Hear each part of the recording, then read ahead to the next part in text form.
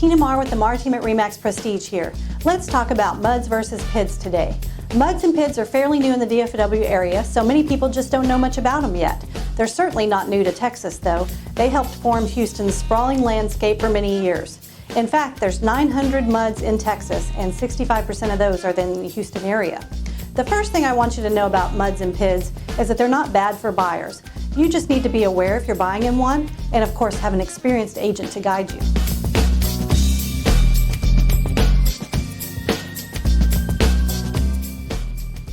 So what is a MUD? It's short for Municipal Utility District.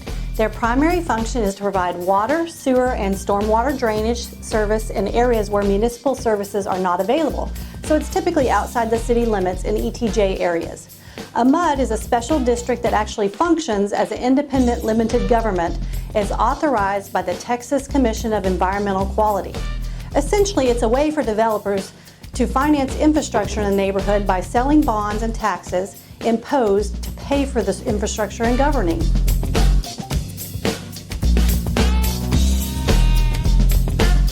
And what about a PID? It's short for Planned Improvement District. While a MUD is a limited government, a PID is simply a financing tool. A PID allows any city to collect special assessments on a property, and they are governed by the city or the county where the property is located. PID financing can be used for the same items as MUD, but it also can be used for additional things like sidewalks, landscaping, parks, and recreation.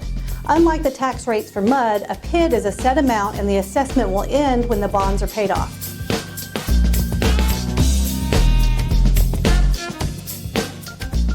So what does it mean to live in a MUD? Since MUDs are not located within the city limits, the MUD tax essentially replaces the city tax.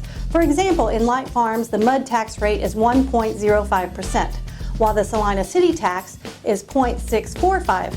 So essentially about 40 cents per $100 assessment on a $400,000 home, you will pay an extra $135 in taxes per month. So with a total tax rate of 2.8%. But think about a neighborhood like Light Farms. It has gyms, tennis courts, sand volleyball, basketball courts, activities, and soon even a lake with water activities. So you can save on additional memberships around town if those are things you and your family can use.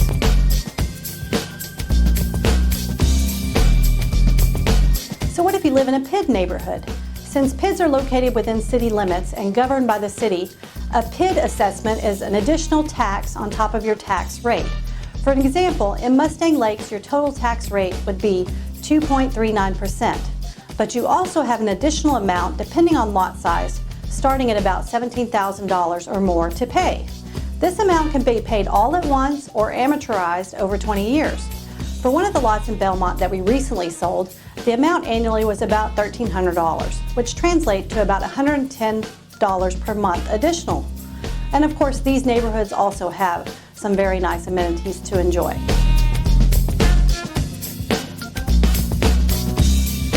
So what do you need to know when you buy?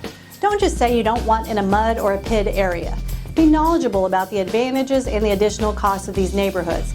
If you're considering two different neighborhoods, run the numbers, see what the difference is. Does a higher monthly payment give you quite a few more amenities that are important to your family? Then it might be a way to go. If not, then maybe look in a different area. But remember, knowledge and experience are not expensive. They're priceless. And we would love to show you how our knowledge and experience will help make the best buying decisions. So be sure and give the Marr team a call.